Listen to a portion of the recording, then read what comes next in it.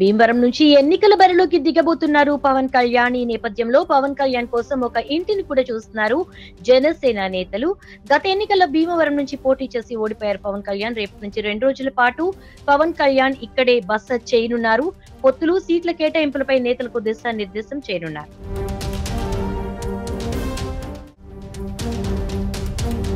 భీమవరం నుంచి ఎన్నికల బరిలోకి దిగబోతున్నారు పవన్ కళ్యాణ్. ఈ నేపథ్యంలో పవన్ కళ్యాణ్ కోసం ఒక ఇంటిని కూడా చూస్తున్నారు జనసేన నేతలు.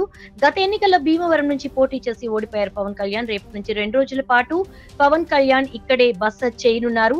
పొత్తులు, సీట్ల కేటాయింపులపై నేతలకు దిశానిర్దేశం చేయనున్నారు. For more interesting updates, do like, share and subscribe to Volga News.